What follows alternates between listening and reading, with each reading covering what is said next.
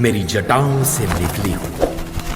जो यहां प्रार्थनाएं लेके आता है उसका जीवन सत्यम शिवम सुंदरम हो जाता है।